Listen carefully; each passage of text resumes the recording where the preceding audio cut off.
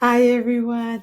Welcome back to Courage Uncovered. My name's Alicia, and I'm so excited to welcome you in episode 2.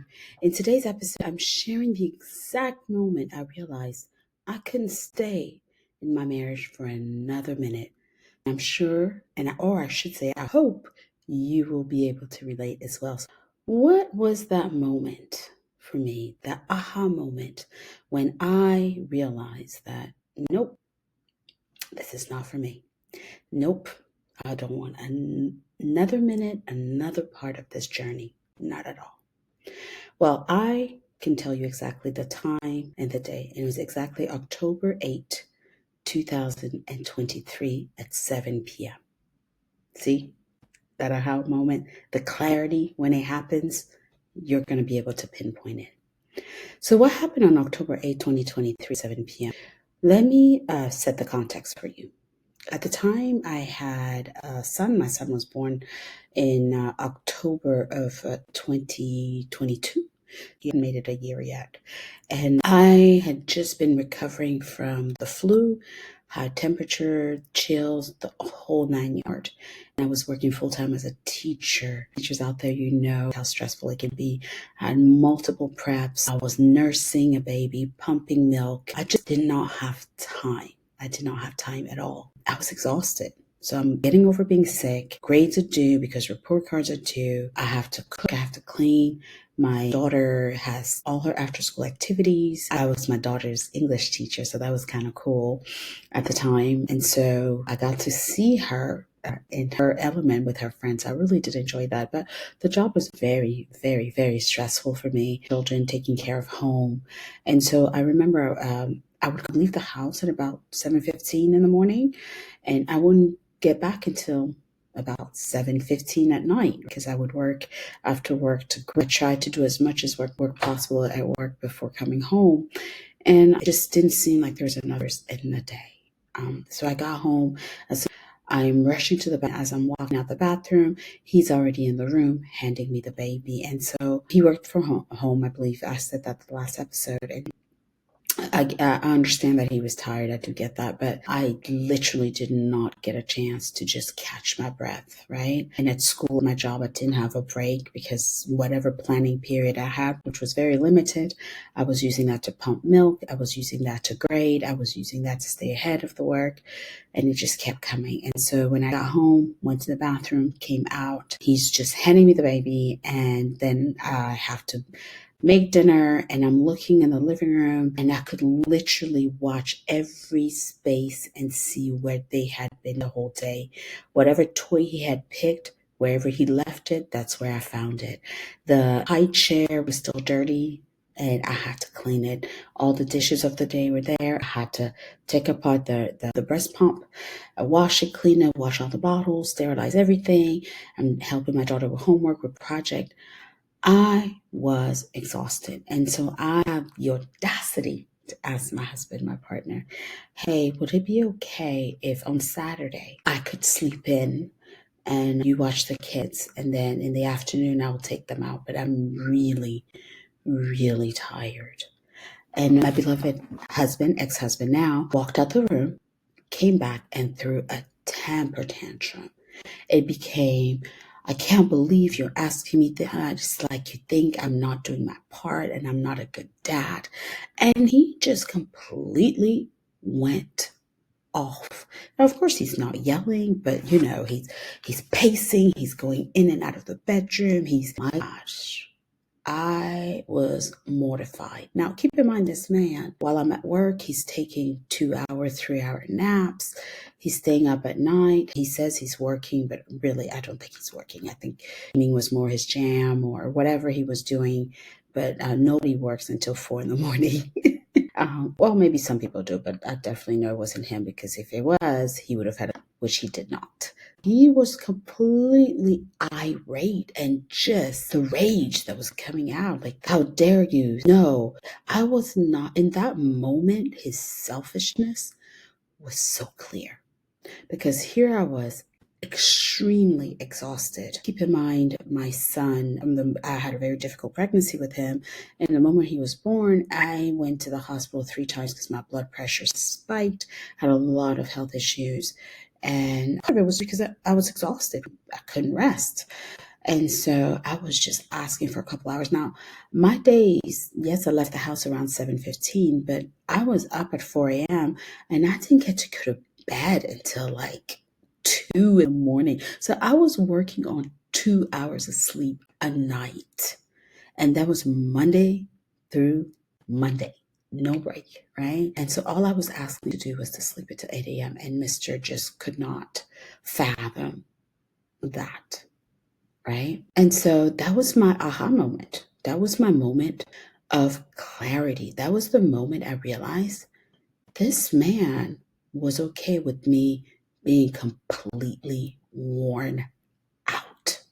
As long as he could get what he wanted, whether it was sleeping in, whether it was, as long as he could get his, I should not complain. And at that moment, I made the definite decision that I was done. And I told him, I said, at the end of the school year, we're done.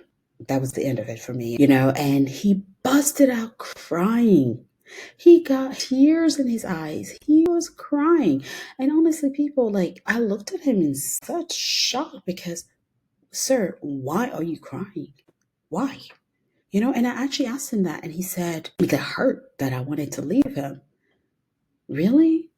It hurt that I wanted to leave you, but it didn't hurt you to see me exhausted, worn out, with a spiking high blood pressure. It didn't hurt you watching me with a baby on my breast while I'm grading, or a baby on my back while I'm cooking meals. Baby tag along with me while I'm taking our daughter to whatever activity she has, or going to see our oldest's activity. That didn't hurt you, but me saying I need to go. That's why we're getting the meltdown. And again, selfishness, right? And I could not unsee it. I was done. Why that particular moment? Because some of you might say, well, Alicia, you were just tired. Maybe you overreacting. But you have to understand, I've been married, and I'm sorry, in episode 1, I said I got married in 2007, but it was actually 2006, right? So I've been married to this man since 2006.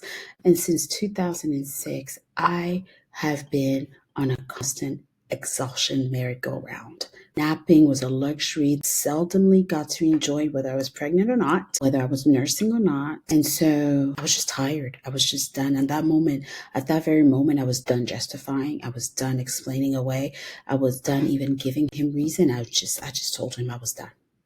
That was it for me. And so what did I learn in that moment?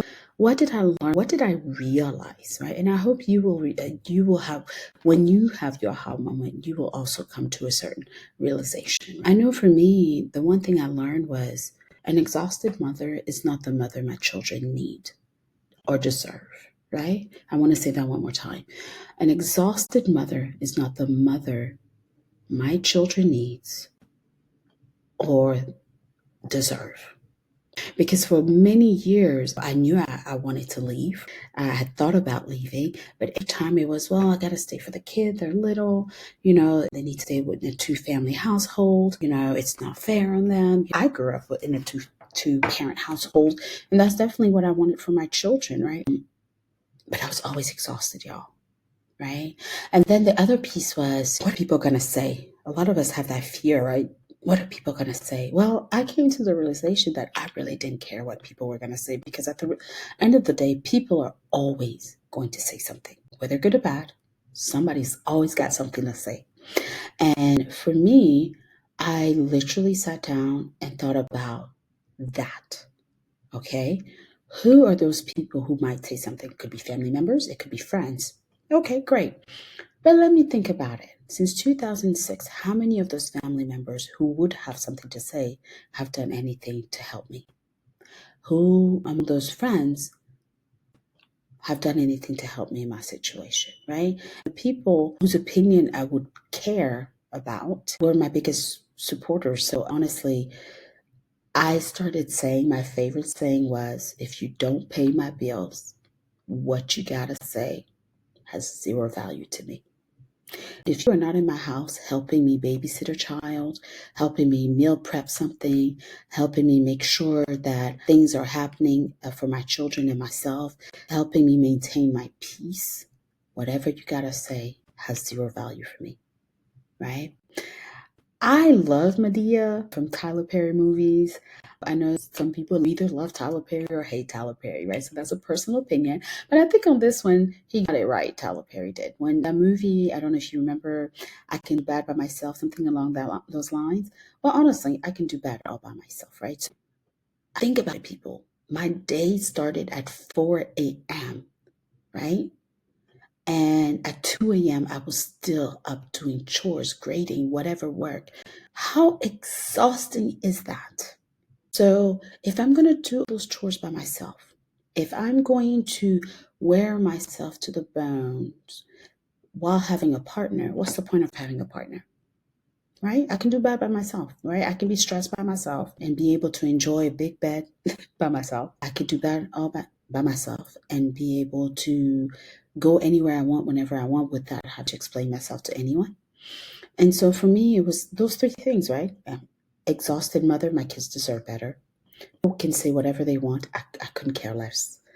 And I don't want to be in a relationship where I'm a single mom married. That's pointless, right? So that's what I learned from that experience. But I want to know, for you, what do you think your breaking point could be? Because I know my breaking point might seem small in comparison to some other people's situations, but I think the important thing to take away from this is whatever your breaking point is, it is absolutely valid, right? So if your breaking point is literally the person putting his fist on you, the person throwing something on you, hurting you, that's a pretty good breaking point to say, I'm done, right? If yours is he didn't take the trash out for the umpteenth time that you asked, and you're like, I'm done having this conversation over and over again, that's fair as well, right? So whatever your breaking point is, please don't feel like what other people are going to say matters, right? Because that is your life that you're living, experience that is your that is being jeopardized, right? Because let me tell you this, as I move forward, I had to think about a couple things. I had to think about, do you realize the whole time I was married, I constantly had digestive problems. My stomach was always hurting. I always had a headache.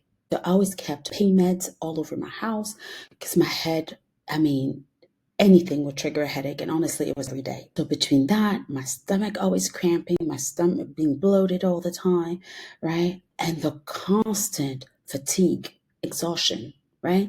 Because even on nights when I try and sleep 8 hours, it didn't matter. I would wake up and I'd still be exhausted because my nervous system knew that I would be walking on eggshells, knew subconsciously that there was something going on that I had no control over, right? And so it was that fight or flight. I think that's what they say, fight or flight, that I was dealing with. I was tired, and I didn't like that. Right? Because I'm super vivacious. I love having a good time with my friends. I love being present in a moment, but a lot of times I couldn't be present in the moment because I was physically in pain. One, right? Headaches hurt, stomach pains hurt, right? A lot of times I was dealing with emotional, mental issues that I didn't have before this, right? Because I was exhausted, I would get irritated. I did not easily, and I didn't like that about me. Right? I love being patient. I love being understanding, right? And biting my children's heads off, that's not something I love. A moment of pride for me, right? But when you're exhausted, right? And you're just like, leave me alone. I need a minute. And lucky for me, I started telling my kids, mom needs a timeout. And I would literally put myself in a timeout where they couldn't speak to me. But it got to a point where I really had to manage my emotions because I was so tired that I didn't have the bandwidth to deal with one more thing. Anxiety. I never suffered from anxiety. And then suddenly it was, is he going to want to eat this? Is he not going to want to eat this? Is he, what is he going to be upset about today? And who wants to live like that? Who wants to live always so concerned about the other person that you are making yourself small. That's no way to live, people. Nowhere to live. And the part that really scared me was the brain fog because I was so tired. I would just forget what I was doing, you know? And this was happening when I was in my 20s, 30s. Like, excuse you? Why am I forgetting where I put my glasses, right? Why am I forgetting? I was so tired. I left my glasses in the fridge and I spent 3 hours looking for my glasses. That's ridiculous, right? That is ridiculous. The other piece, overworking, I told you all, I was working long hours. It was either I was working long hours or I was putting off working.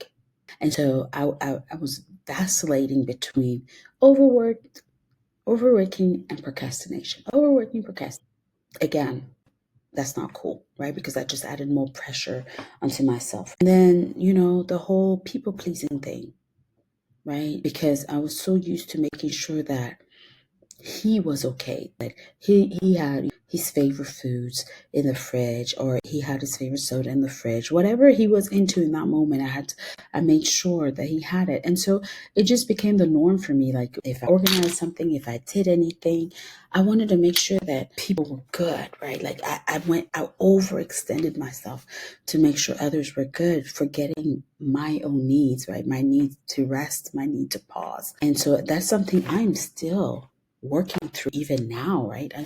Something it's people. 20 plus year relationship is not going to end with me just easily forgetting those bad habits that I built, right? As I tell my students all the time, bad habits are hard to break. And so every day I'm working towards removing those. But all of those symptoms I just do, those are symptoms of a nervous system that is stressed, right? Because when you are dealing with these toxic people, narcissists or not, when you're dealing with these toxic people, they impact your entire well-being. They impact your mental, your physical, everything. They impact you. It's ridiculous. Ever since I left this man, I haven't had to take pain meds for a headache. Ever since I left this man, my stomach hasn't been bothering me. Ever since I left this man, I can think with clarity. That's how I started this channel, right? Because I was able to think with clarity what I wanted to say, how I wanted to say it, and what it is I'm trying to do. I couldn't do that before. So if you need proof in how these people, these toxic people, can impact your day to day, let me be that story for you. Let me be the messenger to tell you it gets better on the other side, because you only live once, right? I do want to share also that when I said my aha moment, what was my breaking point, right? Even then, there's some moments of doubt because you want to figure out, am I making the right decision, right? And so for me to make the right decision, I had to sit down, right? The pros and cons, right? Enjoy. What about my relationship did I not like? Did I not enjoy? And what I didn't enjoy far outweighed the list of what I enjoyed, right? Because I realized a lot of the things that I enjoyed were created by me, right? The vacations we took, I planned them. The holidays to visit family members, organized those trips. The Christmas dinners, I cooked all the food. I made all the decorations. The New Year's celebration, I did that, right? The birthdays, I planned it. I went to get the things, right? So I'm like, if those are the best moments, I can make them even better by myself, because now I don't have to consider anybody else's input. So voila, right? So there was that. But, I don't want to sound like there was no added value at all in the marriage, right? I got 3 wonderful children, right? So that's that amazing, right? Got 3 children. I got to build my resilience, right? Because if you can survive a narcissistic abusive relationship, you can survive anything. Trust me, right? If you can become unstoppable. So challenge you, and if you don't mind joining me, and I think the last episode I mentioned journaling. So if you could join me in this one exercise, and this exercise helped me and continues to help me when I have those moments of doubt, right? And it's very simple, right? I create a list, and the list is labeled at two things: my truth list, right? What the relationship was really like. So for me, walking on eggshell, that was a reality. Feeling tired all the time, reality. Second guessing my decisions all the time, reality, right? Versus my hope list, right? I hoped that he would be a partner who would help me carry our relationship, right? I hoped that he would be a partner who could appreciate me for who I was and what I brought into our relationship, right? I hoped that he could cheer me on just like I always cheered him on. But listen, as they said, one cannot live off of hope, right? One must live in reality. And hope is not sustainable, right? And hope is what our narcissist, that is what they hook you on. Oh, Alicia, when I have more money, you'll be able to get those spa treatments, right? Alicia, when I have more money, I'll dress nicer. Alicia, when we have more money, we can go on that vacation you've been asking for. Alicia, when we have, hope. Well, guess what? When I started out with this man in college making $12 an hour, and when I left, he was making a six-figure salary, and I still did not go on a spa treat. For Mother's Day or anything. I still didn't get to experience that. So making that list, hope versus the truth. It hurts, but that black on white on paper might be that oomph that you need to move forward, right? Because you can truly do that by yourself, right? Because I want you to be able to see that comparison, and for it to be so vivid that you cannot mistake it. Because you deserve peace, not just survival, right? You deserve to not feel stuck. And if that's where you are right now today, you're like, Alicia, I just feel so stuck. Please know that I see you, right? That this channel is for you to know that you're not alone, and you're going to get through this. Please share your turning point, right? If you feel safe in the comments, I know that will help others on this journey, because mine is just one story, but there's so many stories out there that need to be shared, so more people know that they too deserve peace, right? Please join me next week as I'll walk you through how I planned my exit safely. And keyword being safely, right? Everybody's in different situations, so being safe is always the priority. But I want you to know my exit plan. Throughout that whole process, I was scared, right? Because change is scary. So join me next week to find out what I did, how I did it, and hopefully it empowers you as well, right? So until next time, continue to rise with courage and live with purpose. You deserve peace and all the great things. Bye.